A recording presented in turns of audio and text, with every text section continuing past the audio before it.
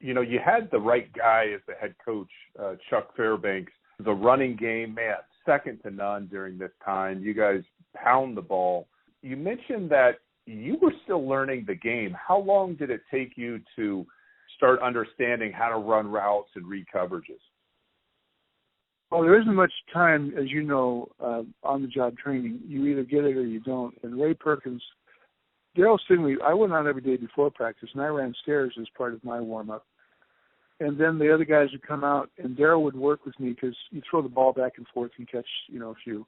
I'd already done the stairs around the stadium. I came in earlier before everybody. And Daryl would say, you're taking 3.5 yards to break down straight ahead on a 12-yard cross to the left or out to the right if you're lining up on the right side. He said, I want to show you some foot drills to work on your speed. He said, you're fast. He said, but you need to be able to chop really quick. You need to be able to make that break in 1.5 yards at full speed. Oh, holy smokes. So I worked every day of my career on those fast footsteps, forward, to the right, to the left, back.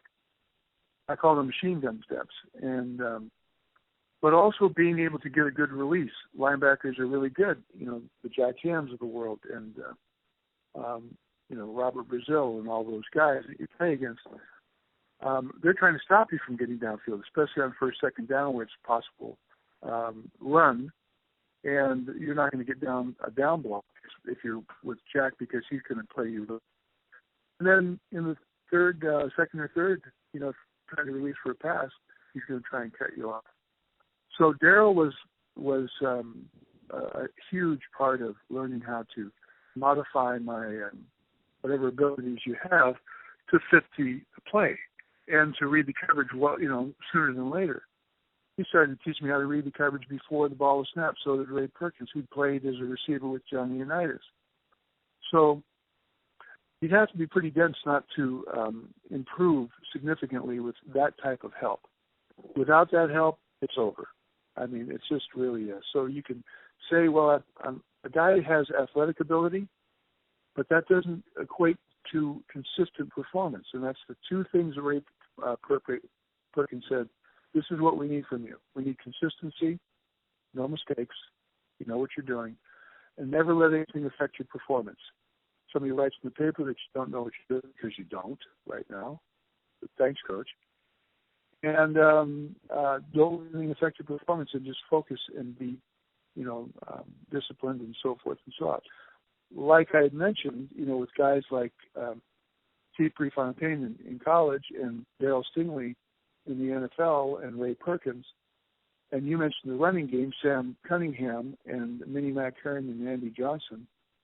We set a record in 1978 that I don't know if it's been broken yet in a 14-game schedule over 14 games. We just blew everybody off the line of scrimmage. And our defense, mentioning Mike Haynes earlier and all the guys on defense, Steve Nelson and all the great, he was the team captain on defense, were giving us field position. So it makes your life a whole lot easier to perform, and everything looks so much better, and you're reading your coverage is so much easier when they've got to go on the defense. In other words, they're not pinning you to the back of the goal line in your own territory.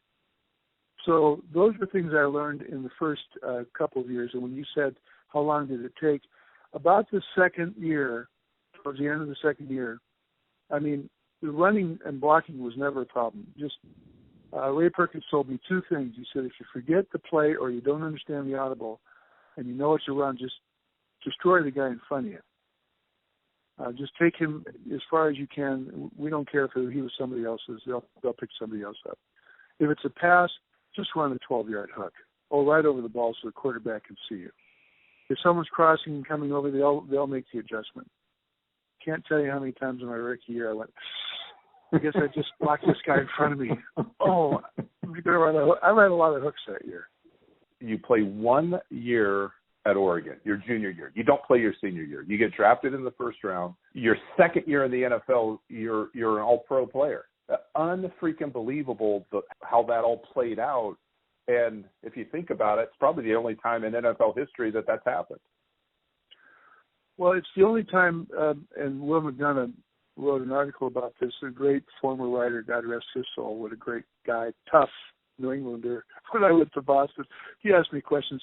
You can see my eyes starting to spin. He goes, let me try another question.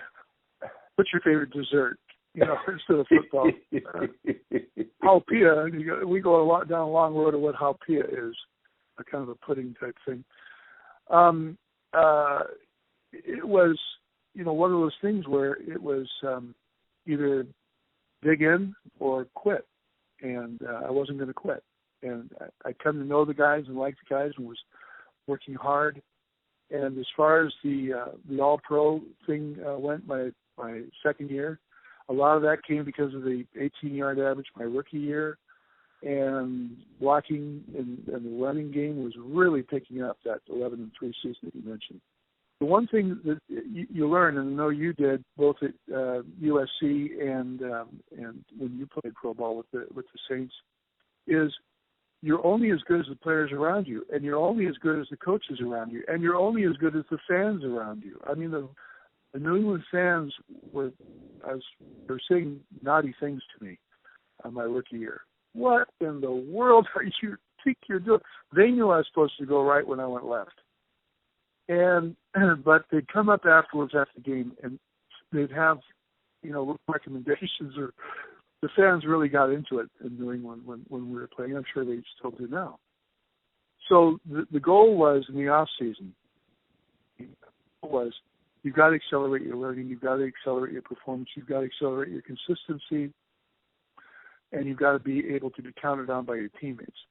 So I went home. And that was before mini camps. You really spent the whole off season home.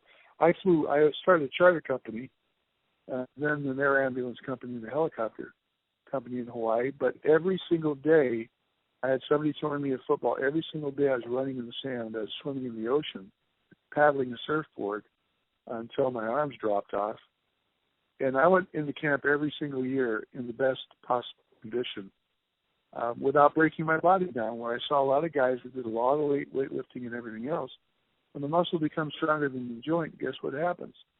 You put a 300-pound guy and he hits another 300-pound guy, somebody's leg's going to give. So those were the things I learned.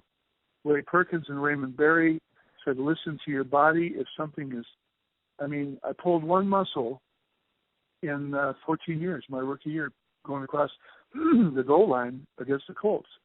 And I came out to practice the next day, and Ray Perkins said, what are you doing here? I said, well, my leg's a little bit sore, but it's down in the middle, they said, so it's not so bad. He goes, it's not so bad, and that's how we're going to keep it. So you go back in there and put ice on it. He said, you're not coming back out here until that thing is healed. And luckily, it was early in the season, and I learned a tremendous lesson. You don't have to prove to anybody how tough you are. You prove yourself by being consistent and not letting anything affect your performance. You prove yourself by doing your job, not trying to do everybody else's job. You improve yourself by listening to your body. If you've got a bruised thigh or shoulder, whatever the case may be, I came out of the league pretty much. I broke a few things, but I came out pretty much intact. And a lot of that's luck. Some of it's genetics, thanks to my mom's and dad's side of the family. But mom's family were big and gnarly loggers up in the Midwest. Some of them on her dad's side. You've got to put the whole package together. Look at Tom Brady's career, and if any young kid, high school, college, wants to know how to do it right, use the Tom Brady template. Your body's your temple, nutrition, proper training, not overdoing it, not trying to prove anything. If you're injured, you get healed. There's a guy that when he was a young kid coming into the parking lot getting an autograph from Ronnie Lott and yours truly and others when he lived in the Bay Area before he went to Michigan, and then before he became what he is now in the NFL. Just another great model and a great young man. So all of these things, as you can tell, as I've said, Brad, and you lived through this too, all of these stories, it's so deep and rich in high school, college, and NFL history. Because if you played in high school, you know what it's like to play with a team. You know what it's like to be challenged. If you played in college, that's just another step up, and you're bigger and faster. And then you go to the National Football League. But it's all the same thing. It's who you're next to, who you're playing with. And when you go into life with a mate, with a spouse, you want a partner on your team. And you know what that's supposed to look like, and what loyalty is, and what hard work is, and what willingness to sacrifice is, and discipline.